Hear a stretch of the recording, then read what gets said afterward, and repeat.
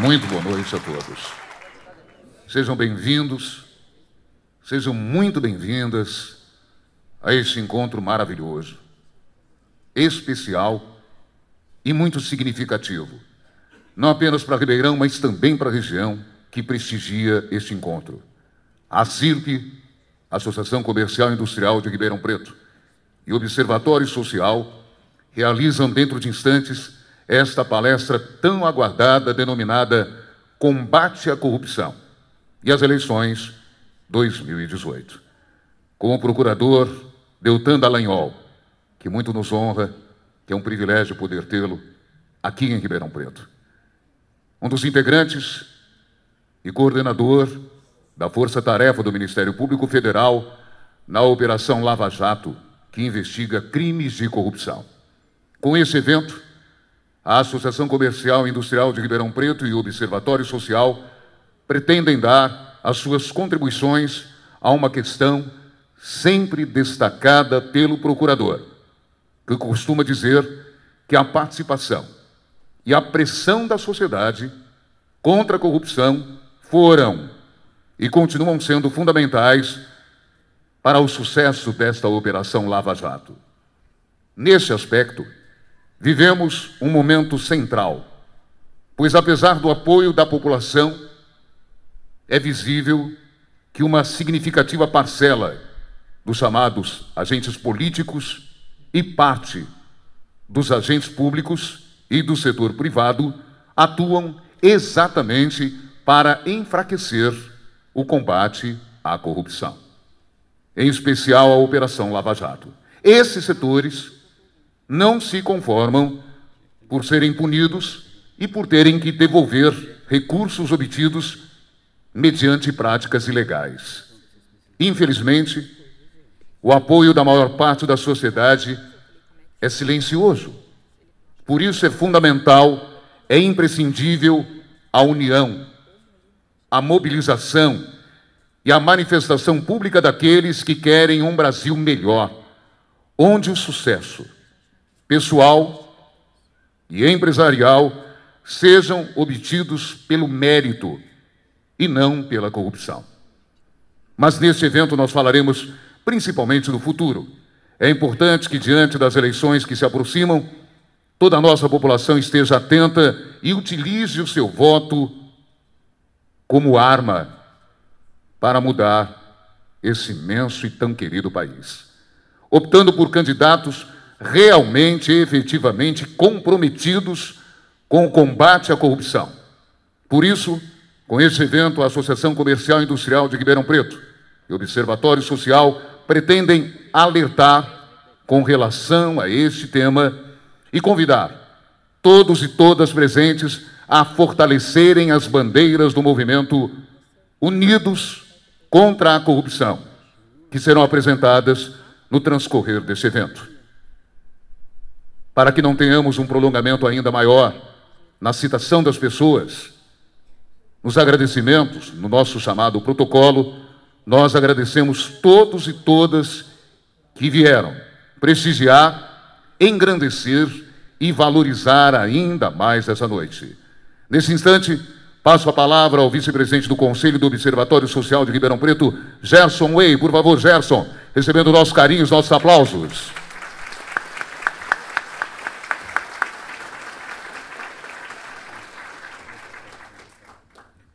Boa noite a todos. Com muito prazer que nós vemos uma plateia como essa, que vem aqui escutar o Dr. Deltan Dallagnol, para nos trazer uma tarefa. Vocês vão perceber o que vai acontecer até o final da nossa reunião. Mas eu queria saber quem já ouviu falar, eu queria quebrar um pouco o protocolo, se vocês me permitirem, quem já ouviu falar do Observatório Social de Ribeirão Preto? Levante a mão, por favor. Mantenha a mão. 49, 50... Tá, tudo bem. Mas eu vejo que nós temos que explicar um pouquinho sobre o observatório e vou pedir um minutinho de atenção. Quem recebeu o folhetinho na entrada? Opa, isso já é muito melhor. Beleza, parabéns, pessoal da recepção. Mas eu queria comentar, qual é a função do Observatório Social aqui, e que nós temos aqui em Ribeirão Preto desde 2012. É uma entidade jurídica sem fins lucrativos, ela traz a associação, associada, aliás, ao Observatório do Brasil, onde nós temos uma das maiores abrangências. Nós estamos em 16 estados do Brasil. Ribeirão é uma cidade afortunada nesse aspecto. Vocês têm trabalhado nesse sentido, aqueles que conhecem o Observatório, em carregar essa bandeira. Nós temos a restrição única que nós somos apartidários. Mas, de uma forma geral, nós buscamos contribuir com a melhoria da gestão pública, com a melhoria da aplicação do nosso próprio dinheiro que ali se coloca. E, com isso, o Observatório cumpre a sua função com 3.500 voluntários em mais de 135 cidades desse Brasil, em 16 estados. Mas não é esse o grande problema. Na realidade, nós precisamos de muito mais braços, muito mais mentes, para a gente continuar fazendo esse trabalho e continuar nos espraiando pelo território nacional. Quem pode ser voluntário? Eu costumo dizer que voluntário é aquela pessoa que tem brilho nos olhos. Se você chegar e ver o brilho no olho de alguém, fazendo alguma coisa que ela esteja fazendo com carinho, com dedicação e com amor, esse é um voluntário e serve para trabalhar conosco. Não tenha dúvida disso. Outra coisa, posso fazer mais uma enquete? Então vamos lá. Quem está indignado com a situação desse país, levanta a mão. Você conta para mim? Todos vocês têm uma vocação para ser voluntário no Observatório. Não tenham dúvida disso. Porque se a gente conseguir transformar a nossa indignação em uma atitude positiva em favor do Brasil, nós estaremos fazendo, aqui em Ribeirão Preto, uma das maiores movimentações que vocês possam imaginar. E nós estamos precisando de voluntários. Voluntários que podem ser ou voluntários com pessoas, cabeças e corpos e mentes e todo o seu skill profissional ou não, estudantes, jovens, todos. Nós podemos chegar a resultados muito claros para Ribeirão. E sendo Ribeirão uma cidade tão influente, pode espraiar isso pelo Brasil como as outras cidades estão fazendo. Mas o mais importante disso é que até agora o Observatório do Brasil já conseguiu arrecadar 2 bilhões de reais nos anos de sua existência. Parece pouco, mas não é, é muito. E vai ser muito mais. O que é importante nessa nova atribuição do Observatório, que fazendo esse tipo de coisa, a cultura de cidadania, de participação passa a ser importantíssimo para nós fazermos um Brasil melhor. Eu me lembro da fala de John Kennedy, que ele falava sobre que não se devia perguntar o que o país pode fazer pela pessoa, mas sim o que a pessoa pode fazer pelo Brasil, pelo país, e no caso nosso, o Brasil. Então eu acho que nós temos aqui uma matéria-prima formidável para a gente fazer a transformação. Eu acho que nesse instante a gente tem 2 tipos de colaboração interessantes, um de voluntários, como eu falei anteriormente, e a segunda participação é como empresas, como profissionais liberais que falam, poxa, eu não tenho tempo, não tenho vocação para isso. Não tem problema. Se ele está dando 2 consultas a mais por dia do que o horário normal de trabalho dele, se ele tem uma oportunidade de fazer uma receita maior na profissão dele, as doações também são muito bem aceitas, porque nós podemos multiplicar isso através dos nossos estagiários nos últimos anos de faculdade, que são jovens que hoje estão saindo da faculdade desempregados. E se eles vêm trabalhar no Observatório, tem 2 vantagens. A primeira, profissionalmente, e a segunda, já vão criando a noção e a prática da cidadania. Então, isso é, para nós, a coisa mais importante que nós vamos poder fazer, com a contribuição e com o voluntariado daqueles que podem estar conosco. Para isso, nós temos uma urna lá na saída. Quem quiser se voluntariar hoje, esteja à vontade, põe o seu cartão de visita na urna ou preencha uma filipeta que nós temos lá, se é que não tem aí com vocês, e coloquem lá, e nós vamos fazer o contato. Uma coisa nós temos que aprender nesse país. Nós temos hoje uma pergunta que é: o Brasil que eu quero? eu acho que essa pergunta está faltando uma palavra. É o Brasil que eu quero fazer. Muito obrigado.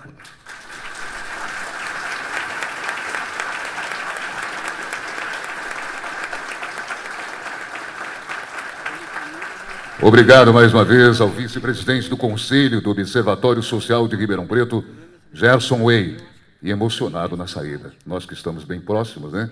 A gente observou atentamente, não só o carinho, as palavras, mas a emoção bem ao final. Nós convidamos agora o presidente da ACIRP de Ribeirão Preto, Associação Comercial e Industrial de Ribeirão Preto, Dorival Balbino. Por favor, Dorival, recebendo o nosso carinho, os nossos aplausos.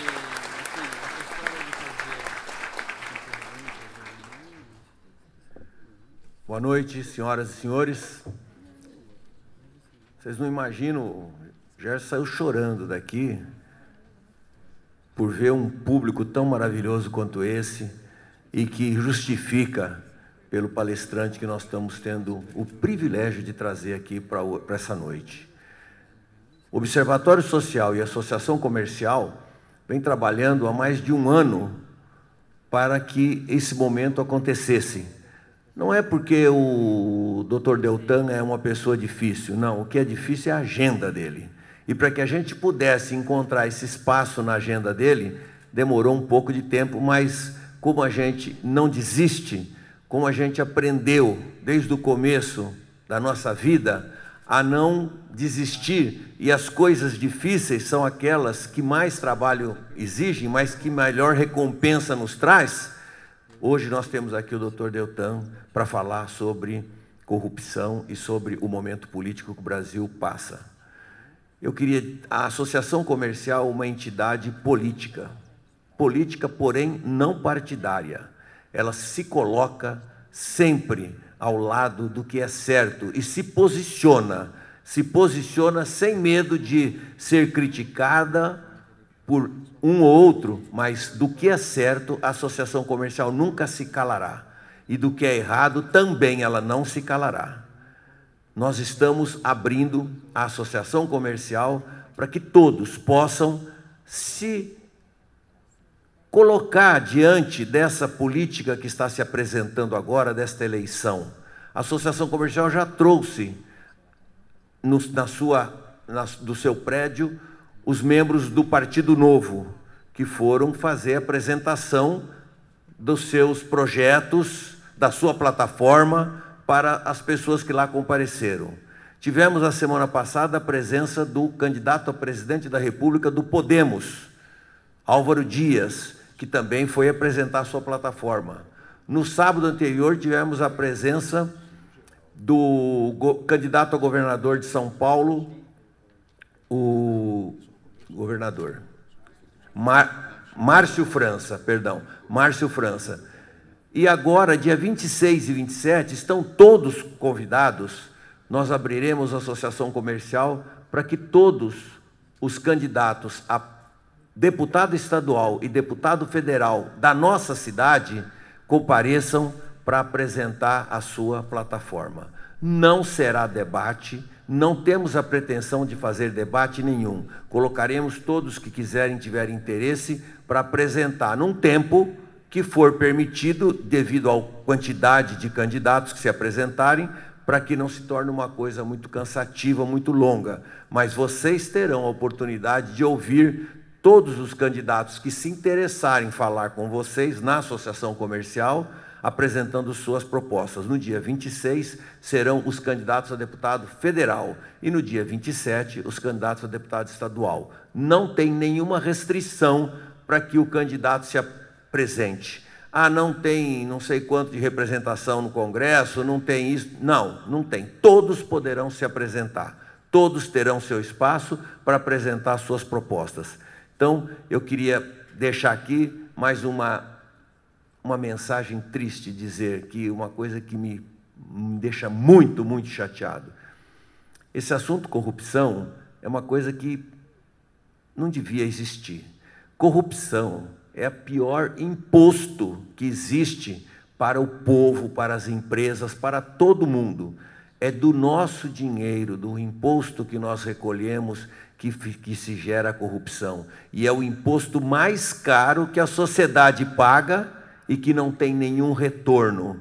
Então, nós devemos todos estar irmanados e contaminar os nossos relacionamentos de que devemos ser combatentes deste mal, deste câncer que corrói a sociedade brasileira, que se chama corrupção, e que será muito bem explicado pelo Dr. Deltan. Eu quero agradecer a paciência e também a ansiedade de vocês por estar esperando a palavra do Deltan. Mas agora ele vai falar para vocês, tá? Muito obrigado, boa noite.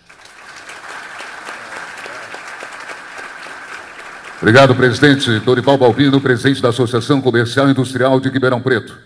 Quero lembrar que a ACI, também em parceria com o Observatório, realizou recentemente um outro evento intitulado Ribeirão Preto contra a Corrupção, onde, entre outros itens, foi aprofundado o tema Operação Sevandija. E dentro do mesmo propósito, queremos também oferecer mais transparência ao debate de questões de interesse público. Inclusive, a ACI, só ratificando o que Dorival falou há pouco, em conjunto com outras entidades, realizará então dias 26 e 27, 2 eventos para a apresentação das ideias e do currículo dos candidatos, tanto a deputado federal quanto a deputado estadual por Ribeirão. As inscrições são gratuitas e podem ser feitas no site da entidade. Bem, chegou o momento tão esperado de recepcionarmos o Procurador da República e coordenador da Força Tarefa da Lava Jato em Curitiba. Ele se tornou um dos mais novos procuradores da República com apenas 23 anos de idade. Desde então, acumulou experiência em grandes investigações. Passou a dar aulas e treinamentos sobre o combate à macrocriminalidade. Escreveu diversos artigos e livros, cursou mestrado na Universidade de Harvard e se tornou, aos 34 anos, coordenador da Força-Tarefa do caso Lava Jato em Curitiba. É um dos protagonistas da equipe que empreendeu um novo modelo de investigação, acusando mais de 280 pessoas por crimes como corrupção, lavagem de dinheiro e organização criminosa, muitas delas pessoas poderosas. A sua atuação vem recuperando mais de 10 bilhões para a sociedade. Foi ainda um dos líderes da elaboração e da campanha em favor da aprovação das 10 medidas contra a corrupção, um projeto de lei de iniciativa popular que alcançou o apoio recorde de mais de 2 milhões de brasileiros. Como procurador e como cidadão, vem defendendo mudanças nesse imenso país que possam reduzir os índices de corrupção e de impunidade. Passamos a palavra agora, com muita honra, ao doutor Deltan Dallagnol, por favor.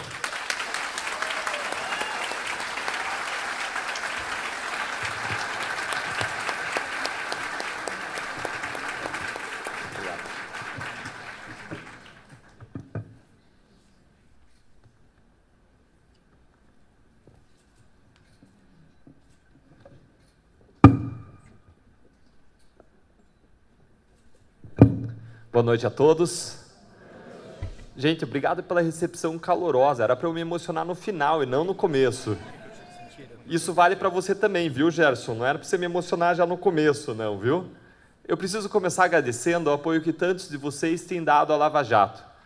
Uma expressão desse apoio é o fato de que há algum tempo eu fui ao médico e estava muito preocupado, sentei naquele consultório como aquele que vocês conhecem, com uma pessoa com jaleco branco, séria na minha frente, e passei a dizer para ele que eu estava preocupado porque estava comendo mal, dormindo mal e sem fazer exercícios físicos. E aquele senhor sisudo olhou para mim sério e disse: Deltan, pode continuar comendo mal, dormindo mal e sem fazer exercícios físicos que o corpo aguenta. Mas continua firme lá na Lava Jato, viu? Com isso eu fiquei tranquilo que a saúde vai ficar bem. A do caso, né? A minha eu já não sei. Nesse contexto eu queria agradecer muito ao Gerson, do Observatório Social, ao Dorival, presidente da Associação Comercial, pelo convite que me deu o privilégio, a honra e a satisfação de estar aqui hoje com vocês. E falando em você, Como seria o mundo se você não existisse? Como seria a sua casa, a sua empresa, o seu lugar de trabalho, onde você exerce a sua profissão, a sua faculdade? Como seria o ambiente ao seu redor, a sua vizinhança, o seu prédio, se você não existisse? Um lugar melhor ou um lugar pior? Falarmos sobre ética, sobre integridade e sobre corrupção, e nós falarmos um pouco disso. Hoje eu quero contar para vocês 2 histórias, fazer 3 reflexões e deixar um desafio. Mas antes de entrar na primeira história, eu quero fazer um parênteses. Queria contar para vocês um pouco da importância da união e do esforço da sociedade se nós queremos um país melhor. E um exemplo que eu costumo citar sobre isso é o exemplo de Maringá. Maringá identificou que o prefeito de Maringá praticava a corrupção. Novidade isso para vocês, né? Pois bem, o que Maringá fez? Ficou lá sentada, olhando acontecer, esperando acontecer de novo? Não, Maringá falou aqui não. E eles formaram o primeiro observatório social do Brasil. Um observatório social que analisa hoje os contratos da prefeitura antes de eles serem assinados. E fazem observações e glosas nas cláusulas. E olha só que interessante, a prefeitura obedece, segue as glosas. E por que a prefeitura segue as glosas de uma instituição, uma entidade que, embora muito valiosa, não é poderosa como o Observatório Social? Por que será? Obedece porque não é observatório social sozinho, porque eles formaram uma coligação de entidades da sociedade civil para suportar o trabalho do observatório. E nessa coalizão está lá, inclusive com liderança, a Associação Comercial de Maringá. E essa força da sociedade civil ampara não só o observatório, mas ajuda a superar outros desafios. Eles descobriram um problema de segurança pública, só tem lá também, né? E criaram o primeiro Conselho de Segurança Pública, uma ideia que depois se espalhou pelo Brasil. E aí eles identificaram uma outra coisa em Maringá, que a pessoa que entrava no governo, o novo prefeito, queria destruir o que o anterior fazia. Mudava o nome de políticas públicas, queria repintar a cor lá da prefeitura, de onde fosse, para dar sua marca de gestão. Uma politicagem que só acontece lá também, né? E Maringá falou, aqui não, porque aqui quem manda é a sociedade. E eles contrataram um master plan, um planejamento estratégico, porque a sociedade quer, para depois de 10, 20, 30 anos, para cada área da cidade de Maringá. E hoje, cada candidato a prefeito tem que assinar o compromisso de que vai seguir o master plan antes de se tornar prefeito. E aí dele se não assinar, não vai ser prefeito, porque a sociedade de Maringá está unida. Veja a importância de se unir. Agora isso só acontece porque a sociedade cresceu no grau de maturidade cívica. E lá o Observatório Social existe e é praticante e trabalha bem porque as pessoas decidiram botar a mão no bolso e ajudar ou se voluntariar. Vocês aqui têm um orçamento de mais de 2 bilhões de reais. Gente, vocês precisam de 25 pessoas trabalhando no Observatório Social. Pelo menos, tem lá 3. Talvez sejam vocês que estão aqui, ou a influência de vocês, que vai encher o Observatório Social lá. Eu estava conversando com o dono de uma faculdade lá de Maringá, e ele me disse que ele, do bolso dele, paga 5 colaboradores do Observatório Social de Maringá. Porque ele percebeu que isso muda o futuro da cidade, que isso gera um país melhor para ele, para a família dele, para as pessoas ao redor dele. Um presente e um futuro. Bom, feito esse primeiro parênteses, vamos conversar um pouco e contar 2 histórias e fazer 3 reflexões. A primeira história começa no primeiro semestre de 2014. Eu estava trabalhando naquilo que parecia um dia ordinário de trabalho lá na Procuradoria da República no estado do Paraná. Estava no 14º andar de um alto edifício e tinha uma grande janela pela qual eu via a bela cidade de Curitiba. Estava trabalhando na frente de 2 telas, uma tela apareceu o processo eletrônico, na outra eu digitava, e nisso entrou uma pessoa no meu gabinete. Bateu na porta, eu olhei e era uma mulher, de cabelos castanhos longos, ela olhou para mim, eu parei tudo, olhei para ela, e ela me fez um convite. Esse convite eu não sabia, mas ia mudar a minha vida nos próximos anos. Ia determinar o quanto tempo que eu ia ter para investir com a família, e eu não ter tempo de lazer, quanto tempo eu ia investir trabalhando. Esse convite ia impactar ainda o modo como ia se desenvolver uma operação, que se tornaria Lava Jato. Mas naquele momento, gente, eu não sabia de nada disso. Só o que eu sabia naquele momento é que ela estava me oferecendo um pepino. Um grande caso criminal. Apenas na primeira fase daquele caso foram apreendidos mais de 80 mil documentos. uma montanha de trabalho, sem glamour nenhum.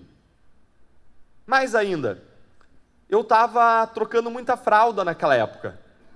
Meu filho pequeno, meu primeiro filho, tinha menos de 6 meses, e hoje eu tenho 2 filhos pequenos, e preciso dizer uma coisa para vocês, gente, a Lava Jato não é nada perto de 2 filhos pequenos, viu? E a terceira coisa que eu sabia é que esse caso ia ser um novo fracasso, afinal de contas, a minha história é muito parecida com a história do Brasil num ponto, é uma história de fracassos na luta contra a corrupção.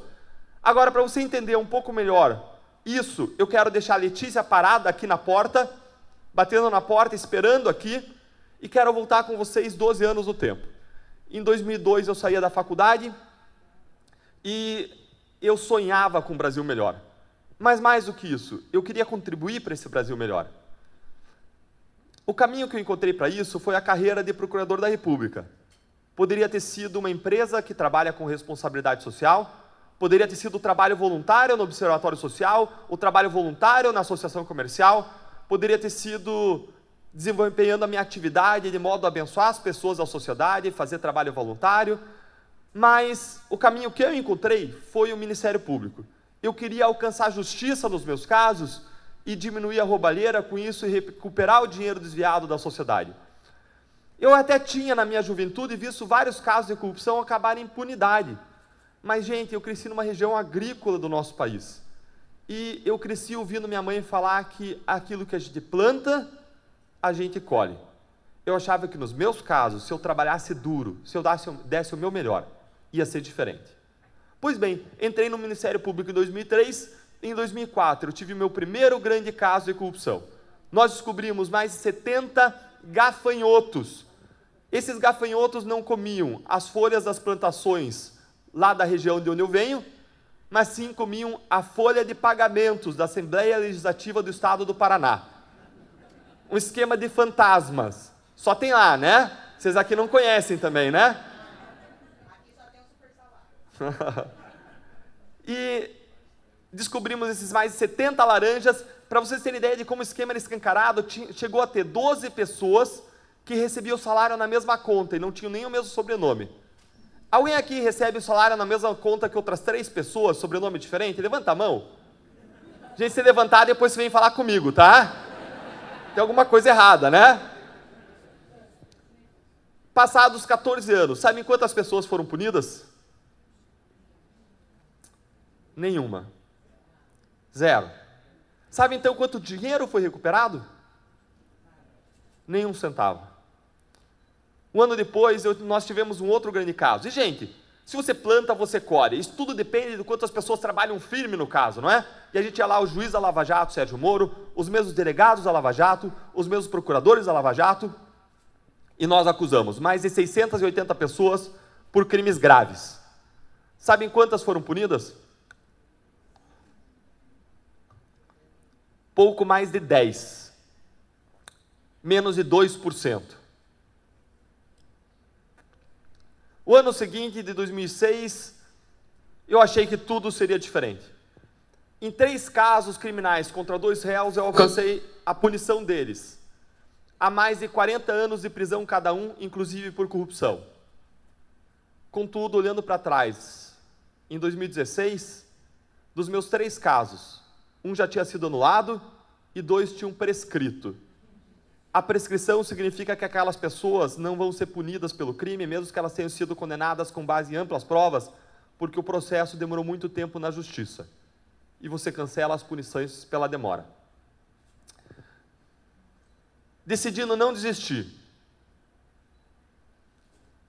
Mas antes disso, se eu fosse um azarado, ou trabalhasse mal, tudo bem, o problema era eu.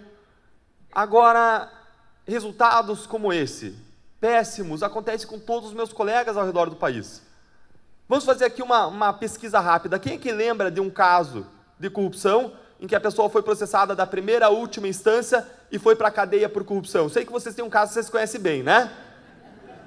Vamos começar contando esse caso. 1. Quem mais? Quem vocês lembram que foi processado da primeira à última instância e foi para a cadeia por corrupção? Vamos deixar de fora Lava Jato e Mensalão, que são pontos fora da curva. Quem lembra? Levanta a mão e fala o nome. Maluf. Bom, Maluf praticou os crimes na década de 90, podia andar livre, leve e solto pelo país. Se ele saísse do país, ele era preso, porque tinha uma ordem de um juiz de Nova York mandando ele ser preso. Mas no Brasil, livre, leve e solto. Até o final de 2017, quando um dos casos, para nossa sorte, não prescreveu, o Supremo agilizou para julgar, porque ia prescrever se não marcasse uma sessão antes do final do ano, e mandou ele para a prisão. E o que aconteceu em seguida? Ficou doente. Foi para casa, né? Prisão domiciliar. Eu posso definir tecnicamente, juridicamente, a prisão domiciliar com a prisão do tipo nhé, né? Nhé. Mas vamos contar, porque ele foi preso ainda que prisão domiciliar. 2. Quem mais? Luiz Estevão, caso de TRT de São Paulo. Mais de 1 bilhão desviado, de modo atualizado. Foi um crime praticado na década de 90. Ele ofereceu mais de 34 recursos até 2016. Gente, um caso com 34 recursos não é julgado em qualquer lugar do mundo, não tem como julgar. E ele só foi para a cadeia porque o Supremo passou a permitir a prisão em segunda instância. Essa é a importância da prisão em segunda instância. Se ela não existir, réu de colarinho branco não vai para a cadeia no Brasil. Vamos contar. 3. Quem mais? Nicolau, também no caso do TRT de São Paulo, foi preso e o que aconteceu com ele? Prisão domiciliar. Prisão tipo nhé, né? Mais 4, vamos contar. José Dirceu foi lava-jato e mensalão. Mas esse não foi corrupção, esse foi estupro, né? O do médico. Tá, não sei. Georgina, ótimo, 5. Quem mais? Ike Batista, ele não está preso. Ele foi preso e foi solto, né? Quem mais? Quem é? É daqui? Ah, então, essa é a primeira que eu contei. Eu já saí dela, já. Eduardo Cunha foi lava-jato. Gente, mesmo o mensalão, a primeira vez que o Supremo Tribunal Federal mandou alguém para a cadeia foi em 2013. Gente, antes disso não tinha político corrupto em Brasília. Quem mais? Arruda. Arruda está na cadeia? Acho que não, acho que ele estava até concorrendo, não estava? Foi, não foi? Quem mais? Calma, todo mundo viu. Quem mais? Eduardo Azeredo foi, realmente, 6, mensalão mineiro. Quem mais? Quem mais? Quem mais? Bom, dou-lhe uma, dou-lhe 2. Bom, se a gente está aqui em algumas centenas de pessoas, chegamos a 6 presas por corrupção no nosso país, 6 pessoas presas, eu tenho uma boa notícia para vocês, a gente não tem muita corrupção no nosso país. Ou o sistema não funciona. Um estudo mostra que 97 a cada 100 casos de corrupção comprovada acabam em plena impunidade. Não estou falando dos não descobertos ou descobertos não comprovados, estou falando dos comprovados. Plena impunidade, 97 a cada 100. Decidindo não desistir, mas mudar de trincheira, eu fui estudar 1 ano em Harvard. Lá eu conheci um sistema que funciona melhor do que o nosso e é uma universidade que ampliou meus horizontes. Voltando para o Brasil, foi quando a Letícia bateu na minha porta e me fez aquele desafio. Como vocês podem ver, eu tinha várias razões para dizer não. Em primeiro lugar, aquilo era um pipinaço, uma montanha de trabalho sem glamour nenhum. Em segundo lugar, eu tinha um filho pequeno, gente, não era obrigado a pegar esse pepino com um bebê em casa. Em terceiro lugar, minha história tinha sido uma história de fracasso. Em quarto lugar, eu tinha cansado de dar murro em ponta de faca. Eu queria lutar contra a mudança do sistema agora, de fora do sistema e não de dentro dele, porque era enxugar gelo. Mas ao mesmo tempo que eu tinha várias razões que me estimulavam a não pegar aquele pepino, algumas coisas me estimulavam a tentar de novo. E a gente vai passar um vídeo agora que vai mostrar um pouco para vocês, um pouquinho dessas razões. Pedir para o pessoal do vídeo me ajudar e projetar esse vídeo.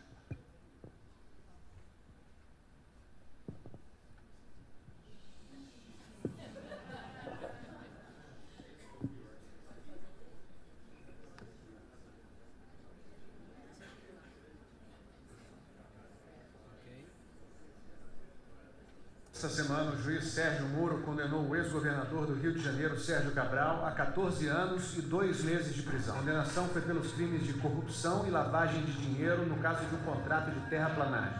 Quem não tem credibilidade é que tem que usar o poder econômico e até a corrupção para se eleger. Segundo a sentença, Cabral recebeu quase 3 milhões de reais em propina. Ele ainda é réu em mais 9 processos nas operações Lava Jato e Calicut, na Justiça Federal do Paraná e na do Rio de Janeiro. Segundo as investigações, as joias e as pedras preciosas compradas pelo casal são sim uma prova do crime. Sabe por que esse número está aqui? Porque esse foi o valor que Adriano Anselmo e Sérgio Cabral gastaram em joalherias.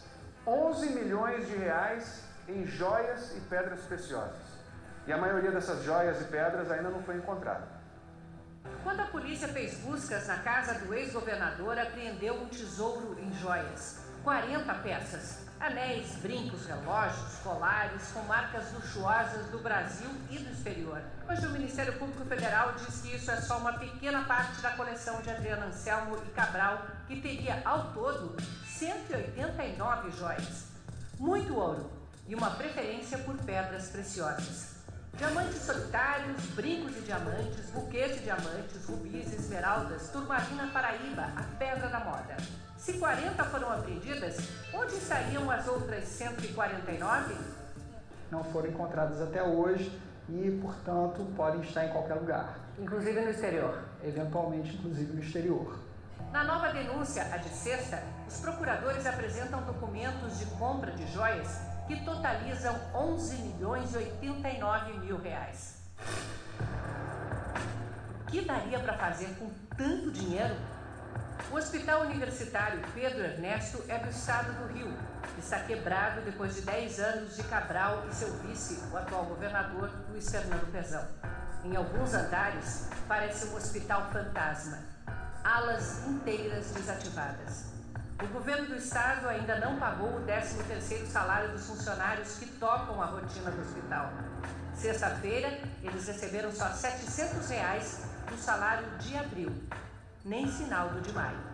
As pessoas querem vir trabalhar, mas não conseguem vir. Sem gente para trabalhar, o hospital vai fechando os setores inteiros. A partir de amanhã, mais uma ala do centro cirúrgico vai ser desativada. Com 11 milhões de reais, dá para pagar um mês de salário de todos os servidores aqui do hospital. Um mês. Pode parecer pouco, mas em um mês funcionando bem, esse hospital faz 93 mil procedimentos ambulatoriais, entre consultas, microcirurgias e exames médicos. Interna 800 pessoas e faz 500 cirurgias, que para a maioria dos pacientes é a diferença entre a vida e a morte. E esse é um hospital de referência para pacientes com câncer. E esse paciente, se não tratado no momento adequado, no momento onde ele ainda tem uma oportunidade, uma janela de cura, ele vai morrer. E ele não vai morrer de forma aguda e imediata, ele vai morrer de forma lenta, progressiva, com muito sofrimento. Se Adriano Anselmo e o governador forem condenados, as joias encontradas devem ser leiloadas e o dinheiro voltará para os cofres públicos. Mortes lentas, progressivas e com muito sofrimento. 11 milhões de reais. Quantas mortes são geradas pelos desvios de 200 bilhões de reais, que é o que se estima que a corrupção desvia no nosso país todo ano? Enquanto o colarinho branco sai impune, quem paga a pena da corrupção é aquela pessoa que está indo trabalhar, sofre um acidente, vai para o hospital e não dá para fazer o diagnóstico porque o equipamento está quebrado ou não existe. Quem paga o preço da corrupção é aquele pai de família que está dirigindo numa estrada esburacada, sem acostamento e sem iluminação, fura um pneu e o caminhão ceifa a vida de toda a sua família. Quem paga o preço da corrupção são aqueles jovens que foram para uma boate à noite, que funcionava porque pagava a propina, porque não devia ter a licença para funcionar, e os seus corpos são desfigurados, a pele do rosto, do corpo, por um incêndio. Quem paga o preço da corrupção, aqui em São Paulo, como mostraram algumas reportagens recentemente, são aquelas crianças que tomam leite aguado, porque o dinheiro do leite foi desviado pela corrupção e comem biscoito no almoço da escola. Aqueles 200 bilhões de reais poderiam ser usados para triplicar o investimento federal em saúde ou em educação, ou para multiplicar por 5 tudo o que se investe em segurança pública. Se você quer um país melhor, não tem como alcançar esse país sem enfrentar esse problema. Estudos mostram que quanto maiores os índices de corrupção, pior é a renda per capita, tua e das pessoas ao teu redor. pior é a saúde, tua e das pessoas ao teu redor, pior é o nível de educação, teu e das pessoas ao teu redor. Deltan, você está falando de danos da corrupção, mas não precisa, está todo mundo aqui convencido. Precisa sim, precisa porque se você não está se remexendo na cadeira depois de ouvir tudo isso, você se anestesiou. Aquele sofrimento humano gera desconforto. E para você não ficar sofrendo, você cria casca. Agora a única solução é se você romper essa casca, raspa essa casca. É esse desconforto que pode nos levar para soluções. E eu ainda preciso falar disso, porque a corrupção ainda inocula nas veias de todos nós um veneno paralisante, que é o cinismo. Ela dá um golpe fatal em todos nós. O cinismo é a descrença nas instituições. O cinismo é olhar para cima e dizer, se eles lá em cima descumprem as regras, por que eu aqui vou ser palhaço e vou cumprir? Já ouviu alguém falar isso? E de repente mais de 60% dos nossos jovens passam a achar que a saída do Brasil é pela porta do aeroporto. Ironicamente, no país do jeito, as pessoas passam a falar que o país não tem jeito. Ou ainda passam a flertar com ideias ditatoriais, autoritárias, quando, gente, é só olhar o que acontece ao redor do mundo. Não tem solução autoritária. A única solução para esse problema que corrói a nossa democracia é com mais democracia, é com nós saindo da nossa zona de conforto e participando da gestão da coisa pública, é nós fiscalizando por meio do Observatório Social. Todos esses danos que a corrupção gera me fizeram, naquele dia em que a Letícia bateu na minha porta, aceitar o desafio. O fato de eu não garantir o resultado nos meus casos criminais não me exime do meu dever de fazer a minha parte. O fato de eu não conseguir controlar a grande corrupção brasileira não me exime do meu dever cívico de fazer a minha parte. Ter aceito o desafio me deu o privilégio de fazer parte de uma grande equipe de agentes públicos de diferentes instituições que decidiu ousar, por meio de um novo modelo de investigação, que com o apoio de vocês, da sociedade, é preciso reconhecer uma série de lances de sorte conseguiu alcançar resultados inéditos na investigação e no combate à corrupção no Brasil. Para a gente entender um pouco a Lava Jato, ela se desenvolveu com base no novo modelo de investigação com 4 pilares. O primeiro desses pilares foram as colaborações premiadas. Cada pessoa que queria colaborar com as investigações precisava trazer informações e provas sobre novos crimes. Quando você junta esse pedacinho de informação com o fato de que nós temos mais de 160 acordos de colaboração, você entende como que esse caso se tornou uma bola de neve, um efeito dominó. O segundo pilar da Lava Jato foi uma estratégia de fases. A gente já passou de 50 fases e tem gente que chega a dizer que o nosso grande objetivo na Lava Jato é superar o Candy Crush Saga. E para quem não conhece, é um joguinho com fases que não acabam nunca, gente. O terceiro pilar foi um pilar de cooperação, dentro do Brasil e fora, cooperação internacional. O caso com o maior número de cooperações antes foi o Banestado, 180. A gente ultrapassou 500 pedidos de cooperação, em relação a mais de 50 países ao redor do globo. A Lava Jato hoje se relaciona com mais de 1/4 dos países do globo, para medidas investigatórias. E por fim, o quarto pilar foi de comunicação social. Às vezes as pessoas me dizem, a Lava Jato é uma briga de cachorro grande. Gente, não é não. A Lava Jato é a briga de um cachorrão com um cachorrinho, e a gente é o cachorrinho. Mas aqueles bem brabinhos, sabe? Aqueles pincher, sabe? Que vem, mordia a perna, o cachorrão fazia assim, a gente voava longe e mordia de novo. E a gente só não foi esmagado por esse cachorrão, porque não é um cachorrinho, é 1, 2, 5, 10, 20, centenas, milhares de cachorrinhos conosco. A gente está num caso em que a gente está fazendo frente a pessoas altamente poderosas política e economicamente. Alguns deles dominam máquinas de comunicação nos seus estados. Uma reação clássica contra investigações de corrupção é a invenção de narrativas. Nós somos perseguidos políticos. Com certeza falaram isso aqui também. Alguns blogs das cidades divulgaram isso quando aqui existiam essas investigações contra a corrupção. Certamente aqui falaram que os promotores da cidade estão perseguindo politicamente o prefeito ou o ex-prefeito. Onde você avance contra a corrupção, isso acontece. Isso objetiva minar o apoio da sociedade, baixar o escudo da opinião pública para que a investigação possa ser derrubada. Por isso a gente precisou de um novo modelo de comunicação social. Por isso a gente fez entrevistas coletivas a cada fase, a cada grande acusação da Lava Jato. Por isso a gente criou o primeiro website de um caso criminal na história. Por isso a gente foi dar entrevistas como quando eu fui ao Jô Soares. Eu não fui ao Jô Soares porque me deu na cabeça. Eu fui porque se sentaram profissionais da comunicação na minha frente e falaram que se eu não fosse, eu não ia alcançar uma fatia importante da sociedade que nós não alcançamos de outro modo. Bom, tudo isso gerou resultados inéditos, gerou o rompimento episódico mais intenso da impunidade dos círculos do poder no Brasil. Agora, mais importante do que os resultados da Lava Jato é o diagnóstico que ela fez. E eu quero falar para vocês o diagnóstico, primeiro falando do que aconteceu na Petrobras, que é menos importante para vocês, mas expandindo para o que existe no país e ao redor de vocês, que é o mais importante. Bom, na Lava Jato, nós descobrimos que dentro da Petrobras existiam, de um lado, empreiteiras, pelo menos 16 grandes empreiteiras, que se cartelizavam. Em vez de elas competirem pelos contratos, elas faziam reuniões secretas em que escolhiam quem ia ganhar e qual ia ser o valor de cada contrato. Do outro lado do balcão, existiam agentes públicos. Partidos políticos e políticos escolheram altos executivos da Petrobras para que eles arrecadassem propinas. Entre os dois lados do balcão estavam lavadores de dinheiro profissionais, pessoas que faziam o dinheiro sujo chegar do outro lado parecendo dinheiro limpo. De um lado ao outro do balcão foram mais de 6 bilhões de reais em propinas. O que mais assustou não foi esse valor, foi que virou sistemático. Quem ganhava a licitação já sabia quanto que tinha que pagar e para quem tinha que pagar. E por que será que esses executivos da Petrobras eles se corrompiam? Sabe quanto que eles ganhavam por mês? Contando bônus? Mais de 100 mil reais por mês. Tá bom para vocês esse salário de 100 mil reais? Paga as tuas contas, tá ok? Legal? Dá para pagar as contas? Por que alguém que ganha 100 mil reais por mês se corrompe, gente? Impunidade, ganância, por que será?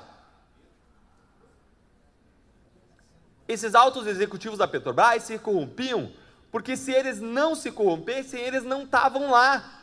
O esquema não era de funcionáriozinho, o esquema era político partidário, era de quem colocava eles lá. Isso é chave para você entender o Brasil e esse esquema. Porque quando você entende isso, você entende por que a Lava Jato se expandiu tão rapidamente. E foi para o Ministério do Planejamento, Eletrobras, BR Distribuidora, Transpetro, Caixa Econômica Federal, outros bancos que fornecem empréstimos baratos, órgãos estaduais em Minas Gerais, em São Paulo, no Rio de Janeiro, no Paraná, e continua em plena expansão. Uma das empreiteiras da Lava Jato, só uma, implicou 415 políticos de 26 diferentes partidos. Se você está naquela ainda de achar que o problema é com o partido A ou o partido B, gente, você está defasado, você perdeu as últimas 40 fases da Lava Jato. Um dos colaboradores da Lava Jato, para expressar essa realidade, ele disse que a Petrobras é a madame mais honesta dos cabarés do Brasil. Com isso, ele queria dizer ainda que a corrupção na área federal chega a 3,5%, na área estadual 10%, na área municipal 30%, é quase tabelado. Uma outra empresa fora da Lava Jato implicou mais de 1.800 políticos. Um dos políticos implicados na operação colaborou e disse que esse esquema de fazer indicação para arrecadar propina tem desde o governo Sarney, é por todo lado. Eu poderia resumir esse esquema para vocês do seguinte modo. Muitos partidos e políticos desonestos escolhem para chefiar órgãos públicos federais, estaduais e municipais pessoas incumbidas de arrecadar propinas. Uma vez chefiando esses órgãos, essas pessoas vão fraudar licitações, vender licenças, vender empréstimos baratos, em favor de empresas que concordem em pagar propinas em troca de lucros extraordinários. Isso gera uma montanha de propina. E para onde que vai todo esse dinheiro? Uma primeira parte vai para o bolso dos envolvidos. O ex-governador Sérgio Cabral foi acusado de desviar, não esses 11 milhões em joias, gente. Foi acusado de desviar para o bolso dele mais de 300 milhões de reais. Esses ovos foram colocados em diferentes cestos. Barras de ouro, diamantes, joias luxuosas, contas escondidas no exterior. Agora, uma segunda parte desse dinheiro vai para um destino pior. Financiamento de campanhas eleitorais. Ah, Deltan, larga a mão. Como que é pior isso do que o cara embolsar o nosso dinheiro? É pior, eu vou explicar para vocês por quê. É pior porque campanhas caríssimas, turbinadas a propinas, fazem qualquer candidato parecer um anjo, gente. Você liga a televisão naquela campanha eleitoral e aparece aquela criança. bochechinha grande, sabe? Aquela que lembra neném. Nosso cérebro é planejado quimicamente para a gente amolecer quando vê aquela criança. E ela abraça aquele candidato, não pode ser tão mal assim. Ele só está envolvido até o pescoço em vários escândalos de corrupção, mas, gente, aquela criancinha... Propagandas hollywoodianas, turbinadas por propinas, fazem qualquer candidato parecer um anjo. Então, propinas alavancam a permanência dos corruptos no poder. Estudos mostram que existe uma correlação entre a quantidade de dinheiro investido na campanha e o número de votos que o cara recebe. Então, a propina alavanca a permanência do corrupto no poder. Uma vez permanecendo no poder, o que ele faz? O que vocês acham que ele vai fazer? Manter ou ampliar os seus esquemas, gerando mais propina, que gera mais permanência dele e das pessoas relacionadas a ele no poder, que gera mais propina. E o que se formou? Um círculo vicioso, que nos torna prisioneiros da corrupção, que deturpa a nossa democracia. Então, gente, quando você olha aquelas pesquisas de alguns estados, e você vê que quem está lá em primeiro lugar, em vários estados, é pessoa que está até o pescoço envolvida em escândalo de corrupção, a culpa não é só do brasileiro, é a culpa do brasileiro também, não quero eximir a gente de responsabilidade. Mas a questão é sistêmica, a questão é que dinheiro, verba, gera voto. Existe uma relação entre os dois. Para vocês terem ideia, imagine se Sérgio Cabral quisesse participar das eleições diretamente ou por meio de alguém, eleições para governador em 2014, e investisse metade do que ele desviou, 150 milhões de reais. Sabe qual era o gasto médio estimado por governador, por candidato a governador para 2014, lá no Rio? 26 milhões e meio de reais. E se ele investisse 150 milhões, tem para alguém? Tem para ninguém. A Lava Jato acusou um partido de desviar mais dinheiro ao longo de 10 anos do que ele recebeu de fundo partidário.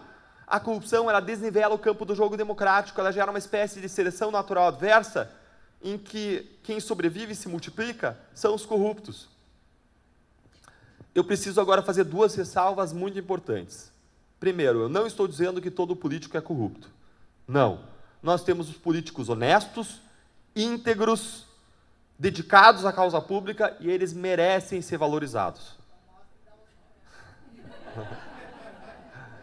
Segundo, alguém falou que alguém, então mostre e dá os nomes, né?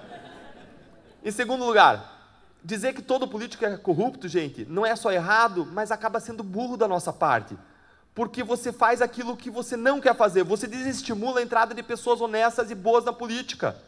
E se qualquer um de vocês aqui quiser se candidatar, a primeira briga que vai ter vai ser com o cônjuge, com o esposo ou com a esposa, porque isso vai manchar a reputação. A segunda ressalva que eu quero fazer é que eu não estou demonizando a política. A única solução, o único caminho para uma solução que nós temos é por meio da política. Bom, a Lava Jato gerou esse rompimento episódico intenso da impunidade dos círculos do poder. Agora, será que a Lava Jato vai mudar o nosso país? Será que nós vamos ter um turning point? Um momento de virada, um antes e um depois da Lava Jato? Nós teremos um novo futuro no país? Eu quero que você invista 30 segundos para conversar com a pessoa do seu lado. Se você não conhece ela, dá uma boa noite, gente simpático, abre um sorriso, se apresenta e 30 segundos para vocês conversarem. A Lava Jato muda o nosso país?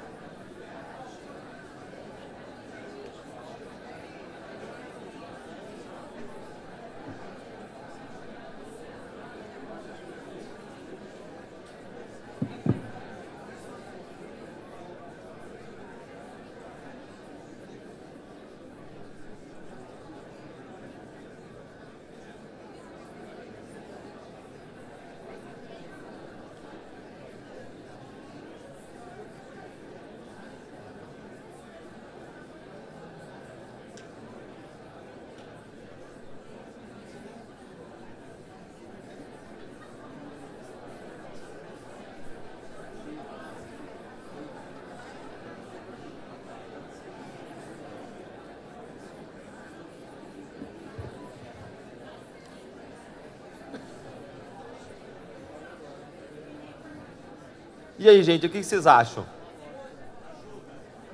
Vocês sabem que isso aqui é praticamente uma experiência sociológica. Quando vocês ouviram um bom nível de ruído, vários de vocês se conhecem, estão bem, são um povo aberto. Quando eu vou falar com profissionais do mercado financeiro, gente, eu consigo escutar uma mosquinha voando lá no final da sala. E uma vez eu fui fazer uma palestra como essa só para mulheres, exclusiva, lá em Curitiba. Gente, eu não conseguia retomar depois. Vamos fazer aqui uma experiência. Quem aqui acha que a Lava Jato muda o Brasil? Levanta a mão para a gente ter uma ideia. Nossa, bastante gente. Agora, quem acha que não muda o Brasil? Levanta a mão também, não sinta inibido não. Tem um percentual menor aí, talvez os 10%. Agora, quem não acha nada também, né? Ali no meio eu vi, viu? Percebi vocês também. Um tempo atrás, eu fui fazer uma viagem lá no interior do Paraná. Eu saí da megalópole de Pato Branco, conhecida internacionalmente como White Duck City. É a cidade de onde vem Alexandre Pato, por isso que ele chama de Pato, Rogério Ceni. De lá vem a Buzena, do Sai de Baixo, Toma Lá da Cá. Lembram? Falava daí. Certamente vocês já ouviram falar de Pato Branco, porque tem várias cidades na região metropolitana. Tem ali Maringá, Londrina, Ponta Grossa, Curitiba, São Paulo, Ribeirão Preto, todas na área de influência da grande Pato Branco. Por acaso é a cidade de onde eu venho, tá? E eu fui para uma cidade pequenininha, finha, lá do lado, Francisco Beltrão, que por acaso é a cidade que tenta competir com Pato Branco, mas não tem a menor chance. E nesse trajeto, a pessoa que me conduzia me contou uma história, disse que o sogro dela foi ao médico e o médico diagnosticou que ele tinha um tumor na próstata. E disse, olha, você tem um tumor, vamos fazer uma cirurgia, retirar e tudo vai ficar bem. E o paciente foi embora e voltou no ano seguinte. O médico ficou surpreso, diagnosticou de novo, tinha o mesmo tumor, cresceu um pouco, recomendou tratamento, cirurgia, tirar, vai ficar ok, e o paciente foi embora. E de repente o paciente apareceu no 3º ano. E o médico refez o diagnóstico, refez a recomendação de tratamento e adivinha o que aconteceu? Morreu? Não, gente. Não foi trágico assim. Coitado dele. Não, ele foi embora de novo. O médico disse, vou quebrar o protocolo. Foi falar com o genro e disse, olha, o teu sogro vem aqui todo ano, eu faço diagnóstico, ele vai embora, não faz o tratamento, não vai adiantar nada. Ele acha que o diagnóstico vai resolver, mas não vai. E na Lava Jato, em Curitiba, a gente faz diagnóstico, recomenda tratamento e o tratamento não veio. A Lava Jato é sim um passo na direção certa, do império da lei e do Estado de Direito, mas ela não é suficiente.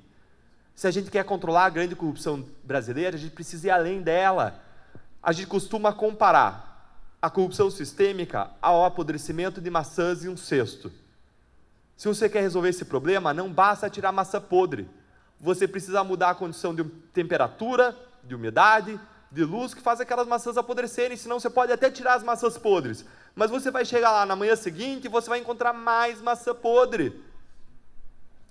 Se nós não formos além da Lava Jato para mudar as condições do ambiente político, empresarial e de justiça criminal que faz as maçãs apodrecerem, infelizmente a Lava Jato vai significar, como já significou diversas vezes no passado, ela e outras investigações, simplesmente uma mudança dos rostos corruptos por outros rostos, gente, igualmente corruptos.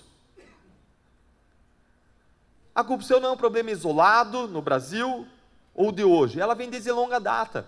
Em 1650, Padre Antônio Vieira dizia que o verdadeiro ladrão não era o ladrão de galinhas, era o governante português, que vinha aqui não buscar o nosso bem, mas sim buscar os nossos bens. Exatamente. Em 1820 surgiu um ditado no Rio de Janeiro. Esse ditado dizia, quem rouba é ladrão, quem rouba muito é barão, mas quem rouba muito esconde é promovido de barão a visconde. Em 1950 surgiu uma expressão, mar de lama, para fazer referência a escândalos de corrupção, inclusive na Petrobras, gente, déjà vu, de novo, repetindo a história. Depois surgiu um slogan do político que rouba, mas a quem que se refere esse slogan? Quem? Quem? Adhemar de Barros, um político aqui paulista das décadas de 40, 50 e 60. Esse outro aí que vocês pensaram, gente, até isso ele roubou.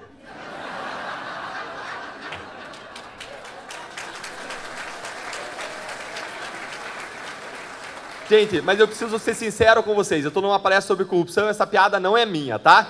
Eu roubei ela de outra pessoa. E eu estava numa palestra aqui em Presidente Prudente, a coisa de uns 2 meses, e aí só a única pessoa na plateia que levantou a mão e falou Adhemar de Barros foi uma senhorinha.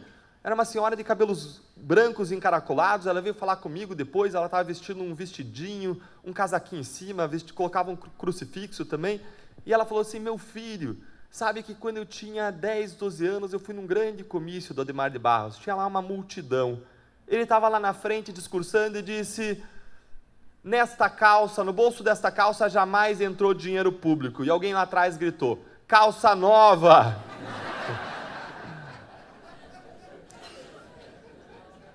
Na década de 90, foram 88 escândalos de corrupção só na área federal. Anões de orçamento é um dos exemplos, um deles. Deputados baixinhos da Comissão do Orçamento que desviavam dinheiro para familiares, empresas de fachada e para empreiteiras. Uma das empreiteiras envolvidas era a Odebrecht. Que surpresa! Nada aconteceu com ela, está aí ainda. Um dos políticos envolvidos era um aí que agora encontraram com umas malinhas de dinheiro em casa. Umas malinhas, sabe, um trocado. Um pouquinho mais de 50 milhões em casa. Não foi afastado da vida pública, não teve resultado e está aí ainda. Sabem quantas pessoas foram punidas nesse escândalo? Nenhum deputado. Para não dizer que ninguém foi punido uma pessoa, o delator do esquema. Um dos deputados que enriqueceu, João Alves, disse que Deus ajudou ele. Ele ganhou na loteria mais de 100 vezes. Você quer essa ajuda também, né, de Deus? A corrupção no Brasil é um problema sistêmico. Se a gente quer resolver, a gente precisa avançar para a reforma sistêmica. Isso me traz a segunda história mais curta que eu quero contar para vocês hoje, que aconteceu no segundo semestre de 2014, quando a Lava Jato era um trem acelerado sobre os trilhos. Nós tínhamos feito o primeiro acordo de colaboração premiada com Paulo Roberto Costa. Isso tinha aberto uma série de linhas de investigação, foi o Big Bang da Lava Jato, BAM! E nós não tínhamos muito tempo porque a gente queria fazer. Às vezes, gente, eu não tinha tempo nem de ir ao médico, fazendo parênteses. E num determinado momento, eu tive lá uma dor de barriga, fiquei indo ao médico, ao banheiro toda hora, e falei, quer saber? Eu vou consultar o meu médico por telefone, por mensagem. E o nome do meu gastroenterologista em Curitiba é Paulo Roberto Costa Claro. E quando a gente fez o acordo com o Paulo Roberto Costa, eu peguei o telefone dele, para caso precisasse, para alguma emergência. Sabe quando você manda aquela mensagem para o grupo errado? Já aconteceu com você? Para eu me sentir melhor. Aconteceu com você já aquela mensagem para o grupo errado? E lá fui eu, Paulo Roberto Costa, só podia ser o meu médico, o doutor Paulo Roberto. Estou com a maior diarreia. Estou indo ao banheiro toda hora, quando eu vou, o aspecto é esse, aquele. Eu preciso da sua ajuda. E ele foi muito simpático, gente. Não demorou muito, mandou uma resposta dizendo, caro doutor Deltan, infelizmente não sou médico, mas sim engenheiro.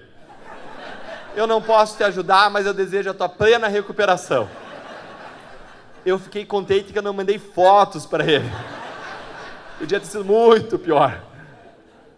E naquela correria, a gente mantinha alimentos lá na força-tarefa, porque não dava tempo de sair comer muitas vezes. E acabou a comida e eu convidei o Diogo Castor de Matos, o procurador da República mais novo, 30 anos de idade, para ir ao mercado comigo.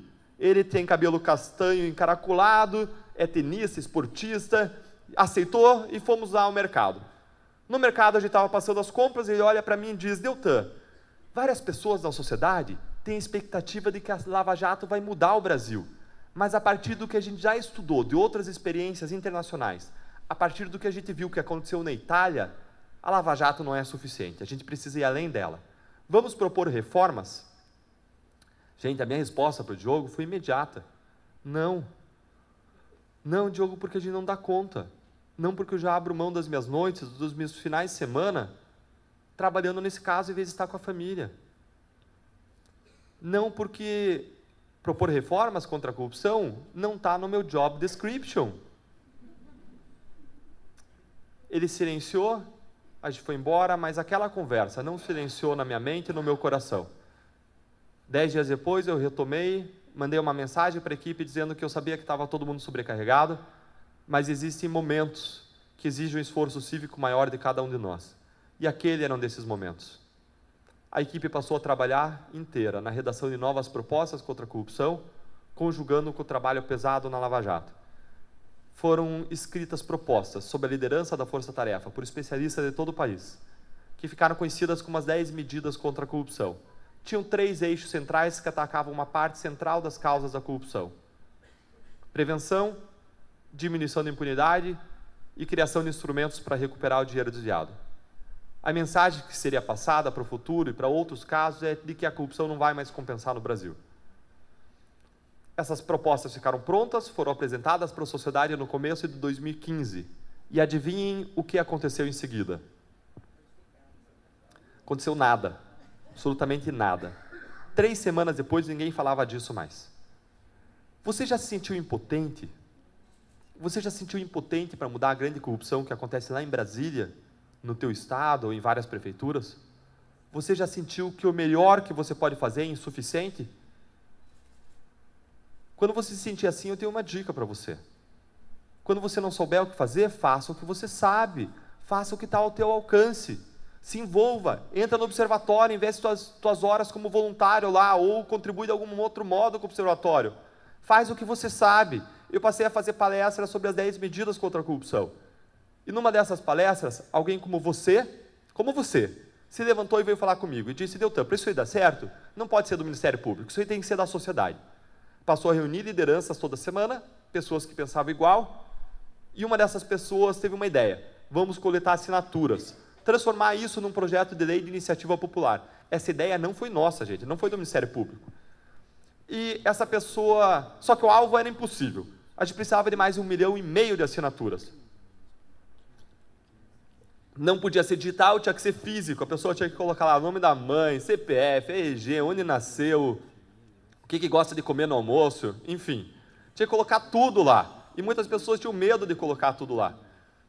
Naturalmente. Agora, por que vários de vocês se envolveram? Porque várias associações comerciais se envolveram, porque o Observatório Social se envolveu, porque pessoas se envolveram, nós coletamos mais de 2 milhões de assinaturas, um número recorde num tempo recorde.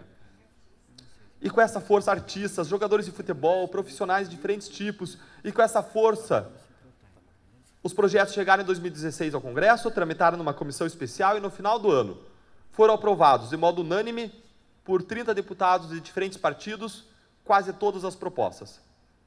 Agora, o que aconteceu em seguida, a gente tem que entender num contexto já de reação às investigações. A colaboração da Odebrecht estava implicando, nessa época, quase 1/3 dos senadores, quase 1/3 dos nossos ministros e quase metade dos nossos governadores. Esse é o tamanho do problema de uma empresa. E eles escolheram como alvo as propostas contra a corrupção. E escolheram o momento certo. A madrugada seguinte ao acidente que vitimou o time da Chapecoense, enquanto o Brasil chorava a tragédia, eles tomaram aquelas propostas na calada da madrugada e destruíram, uma depois da outra. No lugar delas, eles aprovaram uma proposta a favor da corrupção, que controlava investigações contra pessoas poderosas.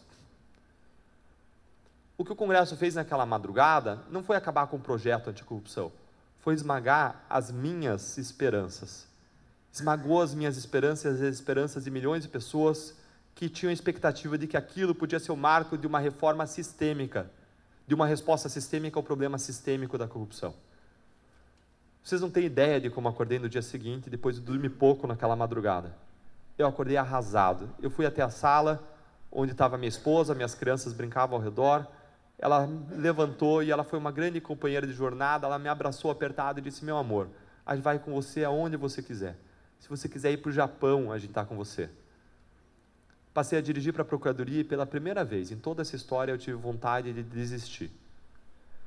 Eu tive vontade de desistir porque tudo que a gente está fazendo na Lava Jato não vai adiantar nada se a gente não for além dela. Nessa época, o meu filho, Thomas, ele tinha 2 anos de idade. E a gente adorava montar Lego junto. Eu sentava no tapete felpudo da sala, colocava uma plataforma e a gente construía torres. E, invariavelmente, ele gostava de construir torres altas e as peças acabavam caindo em algum momento. E ele se colocava a chorar e queria parar de brincar. E o que eu dizia para o meu filho é: filho, não adianta chorar, chorar não vai resolver o problema. Tenta mais, tenta de novo, tenta diferente. Talvez a solução seja a gente se unir, vamos fazer junto. Na vida, todos nós, todos vocês vão ter frustrações. E várias dessas frustrações você não vai ter como impedir de virem sobre você. Talvez seja uma frustração familiar, talvez seja um emprego que você perdeu ou vai perder, talvez seja uma doença na família, talvez seja uma empresa que não deu certo. Todos nós vamos ter frustrações e várias dessas frustrações você não vai ter como impedir. Agora cabe exclusivamente a você decidir a atitude que você vai ter diante dessa frustração. Se você vai usar ela para amargar, para ficar aquela pessoa amarga, rancorosa, desistir, ou para você tentar mais, tentar de novo, tentar diferente, para você construir. Hoje o meu filho não chora mais quando o Lego cai e eu decidi não desistir. Pode ser que a gente perca, sim, e pode ser que a gente ganhe, mas só tem uma coisa certa a fazer, que é lutar. Entidades da sociedade civil brasileira respeitadas viram naquela derrota uma oportunidade. Uma oportunidade para tentar mais, tentar de novo, para tentar diferente, para tentar de modo unido. E elas usaram aquela oportunidade para ampliar o pacote anticorrupção. E lideraram 200 especialistas nesse assunto de corrupção, que desenvolveram 70 propostas, que atacam a corrupção em 12 frentes diferentes. Tudo o que você imagina de bom tem nessas 12 propostas, nessas 70 propostas, que são chamadas de novas medidas contra a corrupção. Lá, gente, tem a redução do foro privilegiado de 55 mil pessoas para 16. Não 16 mil, 16 pessoas. Lá tem uma melhora na seleção dos ministros do Supremo.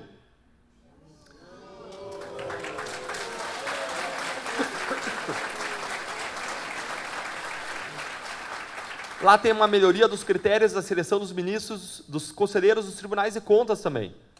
A criminalização do enriquecimento ilícito do funcionário público. As penas de corrupção são um pouco aumentadas, processos agilizados, criados instrumentos para recuperar o dinheiro, partidos que se envolvem com corrupção vão ser responsabilizados. Em vez do observatório social aqui, do Gerson, ficar digitando as informações que está lá na página da transparência, muitas vezes não amigáveis, as bases de dados vão ter que ser fáceis de ser usadas de modo eletrônico, digital, estruturado, dados estruturados. Partidos políticos que investem em dinheiro público, que gastam dinheiro público, vão ter que prestar contas, hoje não prestam. Vai ser criada também democracia dentro dos partidos. Se propõe ainda a desburocratização, que é bom para o ambiente de negócios e é bom contra a corrupção, porque evita que se criem dificuldades para vender facilidades.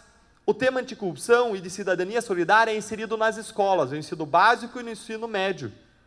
E tudo mais que vocês pensarem de bom contra a corrupção está lá. Gente, esse é o poço Ipiranga do combate à corrupção. Tudo se me perguntar, isso aqui é bom, onde é que tem? Está lá nas novas medidas contra a corrupção. E aí você pode me dizer, mas Deltan, isso aí é bonito, ok, mas e que adianta? Veja o que aconteceu com as 10 medidas. Eu fui para a rua coletar assinatura, tudo no lixo. Não adianta nada esse novo pacote, por que eu vou lutar por ele? Isso é um problema mesmo. Agora a gente pode amargar, ou a gente pode tentar mais de novo e diferente.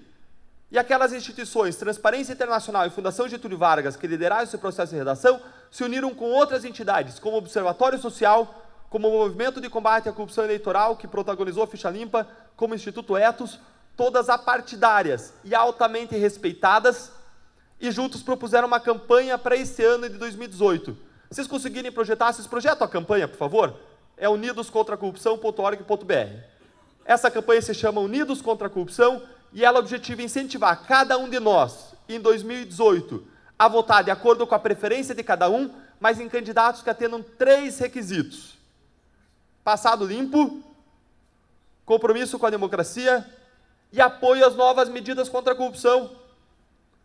Passado limpo, compromisso com a democracia e apoio às novas medidas.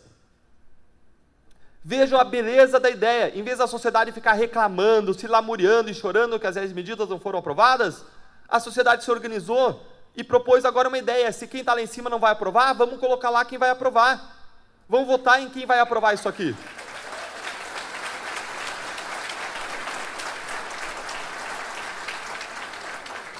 Por isso que a campanha é focada em candidato a deputado federal e senador. Vocês ouviram aqui que vocês vão ter uma oportunidade de falar com os candidatos a deputado federal, não ouviram? O Dorival colocou isso para nós. Que dia que vai ser o dia dos candidatos a deputado federal? 26. Opa, gravaram bem, hein? Gostei. 26. Vai lá e cobra dos candidatos. Pergunta se eles apoiam ou não. E você vai poder checar aqui se eles apoiam ou não. Aqui você tem um espaço. Projeta lá para mim de novo, por favor. Aqui nessa página você tem um espaço para assinar. Se você concorda com a ideia de votar em quem preenche esses 3 requisitos, coloca o teu nome ali, o teu e-mail, seleciona teu estado, clica nos 2 caixinhas e aponta assinar. É só isso que você vai ter que preencher. Não é um formulário gigante não, gente. Só isso. Preenche aí e assina. Puxa o teu celular, não perde a oportunidade, não deixa passar hoje. Faz isso já. Preenche esse formulário e assina. Desce um pouquinho mais, para vocês conhecerem essa página. Desce um pouquinho mais, por favor. Pode rolar um pouco mais. Aqui, pode parar. Se você quer saber quem preenche os requisitos, clica aqui, acesse e confira. Vai abrir uma outra página que faz parte dessa campanha e lá você consegue filtrar por estado. Ou se você quiser filtrar por partido, ou como for, você consegue filtrar quem são os candidatos a senador e deputado federal daqui de São Paulo que preenche esses 3 requisitos. Pode descer um pouco mais? Pode ser mais. Aqui tem um vídeo da campanha, pode ser mais. Pode ser mais. Pode ser. Aqui você pode compartilhar no Facebook, Twitter. Você tem propostas para você fazer mobilização, pode ser mais. Aqui tem materiais da campanha. Gente, você pode fazer essa campanha. Você pode ir lá, baixar o que você quiser. Adesivos, bandeiras, posts, folders, panfletos. Eu tenho panfleto disso na minha mochila, onde eu vou. Se eu entro no Uber, eu entrego para o motorista. Vejam que essa campanha é excelente, mas essas entidades, gente, elas não vão conseguir sozinhas. Se for para isso dar certo, isso vai precisar do apoio de vocês. Você está disposto a ajudar elas? Isso aqui é um super instrumento. Me encaminhando para encerrar, eu queria deixar 3 reflexões para vocês. A primeira reflexão é, se a gente quer mais integridade e menos corrupção no nosso país, você vai precisar se envolver. Sabe essa história de que a Lava Jato tem heróis? Gente, essa história da Lava Jato heróis é péssima. Primeiro porque ela é uma mentira. Nenhuma pessoa e nenhum grupo de pessoas vai mudar o nosso país. Só a sociedade brasileira pode mudar o país. Em segundo lugar, essa ideia dos heróis é ruim, porque quando tem heróis, como é que as pessoas ficam? Como espectadoras, esperando que os heróis os salvem. Ou pior, como vítimas. Ah, Deltan, nós somos vítimas dos portugueses. Os portugueses nos colonizaram. Gente, os portugueses já saíram daqui há mais de 100 anos. Ah, Deltan, nós somos vítimas dos políticos, dos representantes que não nos representam. A cada 4 anos tem eleições. Nós somos vítimas do povo brasileiro. O povo vota mal, não é? Os outros, né? Votam mal? Com quantas pessoas você falou nos últimos 10 dias sobre voto consciente? É o outro que vota mal ou falta para a gente ter atitude e construir a nossa cidadania? Nós podemos sim ter solução para esse problema da grande corrupção, mas para isso a gente tem que deixar de ser vítima, deixar de ser espectador e passar a ser autor da nossa história, senhor do nosso destino, tomar o protagonismo e escrever o livro da nossa biografia. Senão o Brasil vai continuar sendo o país do futuro que nunca chega. E se nós queremos isso, se nós queremos fazer a nossa parte, nós precisamos fazer a nossa parte em 2 áreas, na área privada, profissional e na área de cidadania. Isso me conduz à segunda e à terceira reflexão. A segunda é, então, sobre a área privada, de nossa área profissional. Bom, se nós queremos menos corrupção, nós, a partir das nossas profissões, nós precisamos decidir não pagar propina. As pessoas costumam ver o problema da corrupção como o problema do agente público, mas a corrupção é uma moeda de 2 faces. Tem quem recebe, mas tem quem paga. Se as pessoas decidirem não pagar, vai ter corrupção? Não. Ah, Deltan, o problema eram aqueles empresários da Lava Jato, né? Aqueles que pagaram milhões deviam ser pessoas péssimas, pessoas ruins, malvadas, vilões. Pessoas que saíam de casa dizendo, ha, ha, ha, hoje eu vou praticar o mal, hoje eu vou corromper. E saíam de casa e tocavam uma música atrás. Tá, tá, tá, tá, tá, tá, tá, tá, tá. É isso? Não, gente. Essas pessoas são pessoas como vocês, como eu, que saíram de casa dando um beijo na cabeça dos seus filhos no café da manhã, e pelo caminho elas se perderam, elas racionalizaram, elas encontraram desculpas. Por isso o empresário da Lava Jato, que fez acordo e não tinha razão para mentir, ele se recusava a dizer que ele pagou propina. Ele reconhecia que ele fez os pagamentos, mas ele não queria chamar de propina. Eles diziam que eram comissões. E em vez de ele chamar de cartel ou conluio dos empreiteiros, ele falava, não era um cartel, era um pacto de não agressão. Hã? Ajuste da licitação, fraude com pagamento de propina ao funcionário público, pacto de não agressão. A gente precisa de pessoas que estejam dispostas a exercer o poder do não, e mais do que isso, pagar o custo que isso representa.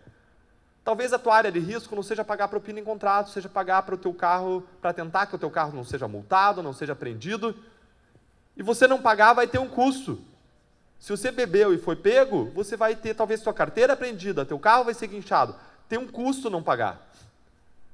Agora a gente tem que estar disposto a pagar se a gente quer ver esse problema reduzido no nosso país. Tem que estar disposto a pagar o preço de não cometer corrupção. A gente precisa de pessoas dispostas a exercer o poder do não, que é só teu, só você tem esse poder. E dizer, não, esse negócio a gente não faz. Nós aqui não estamos dispostos a fazer qualquer negócio, tem jogo em que a gente não entra. O foco não deve estar só nos resultados, porque quando o foco está no resultado, todo o resto fica borrado e a gente passa a achar que o fim justifica os meios. A gente precisa ressignificar alguns conceitos empresariais. O foco não pode estar só nos resultados. O caminho que você traça para você atingir o resultado importa. Em terceiro lugar, se a gente quer menos corrupção, não adianta, gente. A gente pode fazer tudo isso, mas a gente, como cidadão, tem que se envolver porque o problema é sistêmico também. A gente precisa caminhar para reformas.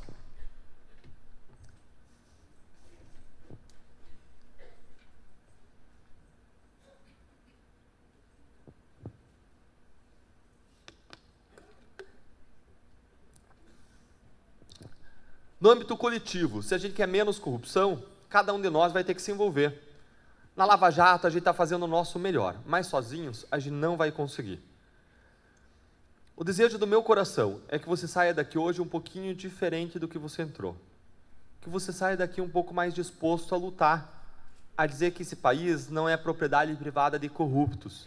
É sim uma terra de brasileiros e brasileiras, que tem fome e sede de justiça e que com perseverança vão alcançá-la. Eu não sei quais são as desculpas que você tem. Eu sei quais eram as desculpas que eu tinha quando a Letícia bateu na minha porta. Eu tinha um filho pequeno, aquele caso era um pepino, tinha cansado de lutar contra a corrupção a partir dessa trincheira, tinha que ser outras.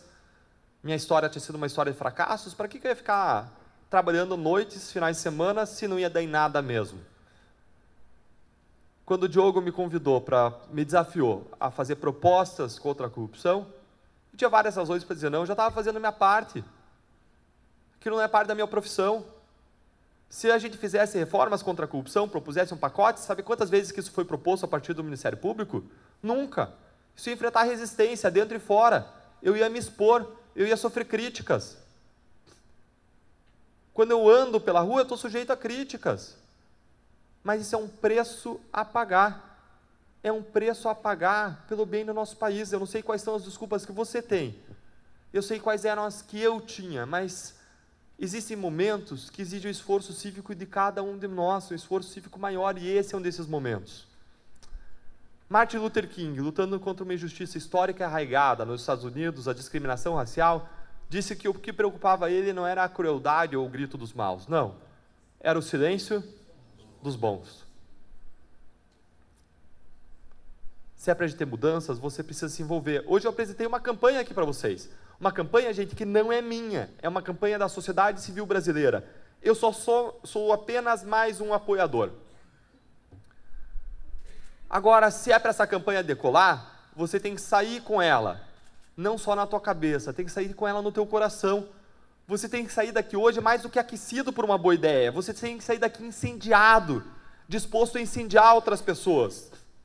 E o que você pode fazer? Bom, um empresário que mais vende passagens aéreas do país colocou essa campanha no seu bilhete aéreo, emite lá o bilhete e está lá a campanha.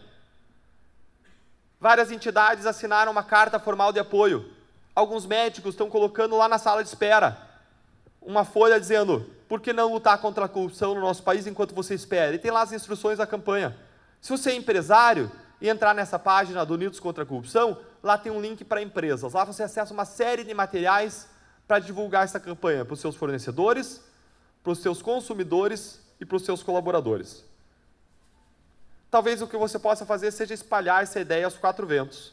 Agora, a gente não pode ser ingênuo e achar que a luta contra a corrupção vai ser vencida da noite para o dia. Sabem quantos anos durou a luta contra a escravidão na Inglaterra com a sociedade civil mobilizada? Mais de 30 anos. Eles ofereceram 5.000 petições acompanhadas de centenas e milhares de assinaturas. Aqui a gente teve uma petição, teve uma lei de iniciativa popular, deu errado e as pessoas pensam em desistir? Nós precisamos cultivar o valor da perseverança na nossa sociedade. Nós precisamos ensinar para os nossos filhos, com os nossos gestos, com as nossas atitudes, aquilo que a gente fala pelas palavras. Eu quero encerrar contando uma última história para vocês hoje. E fazendo um desafio. É uma história de quando eu fui viajar de avião um tempo atrás, entrei lá num avião, sentei confortavelmente numa poltrona da classe econômica, entrou uma senhorinha, sorridente, sentou do meu lado, me olhando diferente, olhou para mim e disse: você não é aquele menino lá da Lava Jato? 30 e altos anos, ser chamado de menino é um elogio. Claro que eu falei para ela: sou sim senhora, empolgado, feliz, né? Que senhora simpática. E às vezes as pessoas nos param na rua para dizer: vocês nos representam, sigam em frente, não desistam, parabéns pelo trabalho. E aquela senhorinha olhou para mim sorrindo e disse: ah, meu filho, isso aí não vai dar certo.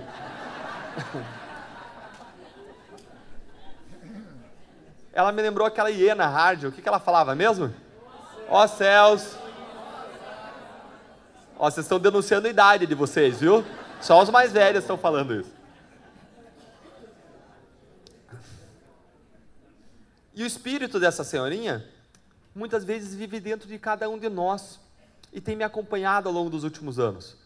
E quando eu ligo a televisão e eu vejo um ministro do Supremo soltando e ressoltando corruptos poderosos, essa senhorinha está dentro da minha cabeça dizendo: isso aí não vai dar certo. Quando eu vejo uma mala de dinheiro circulando numa pizzaria 4 anos depois da Lava Jato, ela está olhando para mim, balançando a cabeça e não precisa dizer nada. Quando eu vejo o Congresso Nacional planejando, para depois das eleições, um pacote de maldades contra a justiça, contra a investigação, aquela senhorinha pega na minha mão e fala: eu não disse, meu filho? Eu queria ser capaz de tirar esse espírito de nós e colocar ele na minha frente e falar umas verdades para ele. E dizer para ele que no país da impunidade, em que a regra é não punir corruptos poderosos, a Lava Jato já foi capaz de acusar mais de 300, condenar mais de 130, mais de 1.900 anos de prisão. E não é só quantidade, é qualidade. Lá dentre essas pessoas tem 8 ex-deputados, ex-parlamentares, condenados e presos em Curitiba. Um ex-chefe da Casa Civil, um ex-presidente da República e um ex-todo-poderoso presidente da Câmara dos Deputados.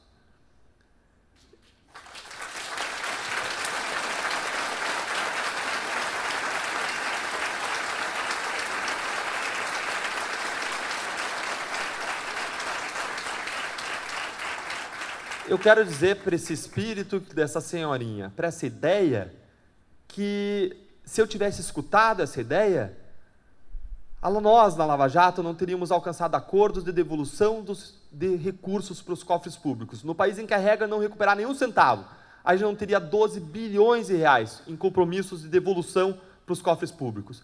Então não me diga que a gente não consegue, não me diga que o brasileiro não é capaz. Não me diga que a gente não é capaz de superar esse problema, que ele é uma catástrofe natural sobre nós, porque ele não é. Ele depende da nossa vontade para superar ele.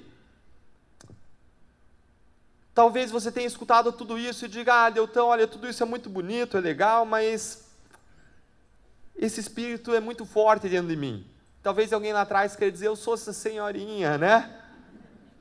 E eu quero falar para você agora que eu entendo você se você pensa assim.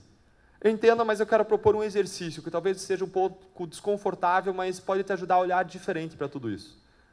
Queria que você pensasse na pessoa que você mais ama na face da Terra. Sua mãe, filho, um cônjuge, um namorado. Imagina que você vai ao hospital e o médico olha para você e te dá aquela notícia que ninguém quer ouvir, que essa pessoa tem uma doença terminal e tem poucos meses de vida. Você vai para casa e esperar ela morrer? Ou você vai fazer tudo o que está ao teu alcance para salvar a vida dela? Indo de médico em médico, de site em site, dobrando os seus joelhos e buscando o improvável na vida dessa pessoa. A verdade é que existem causas pelas quais vale a pena se lutar independentemente do resultado, e o nosso país é uma delas. Lutar contra a corrupção.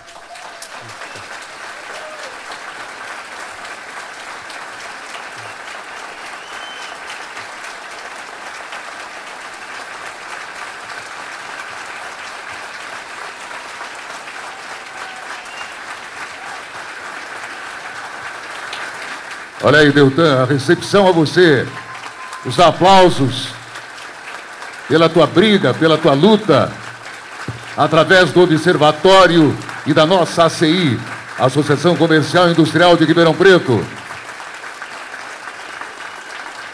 Obrigado, doutor, por esse trabalho belíssimo desenvolvido e por esse encontro maravilhoso que nós tivemos em Ribeirão Preto. Além de todos nós que aqui estamos, o senhor citou muito seus filhos.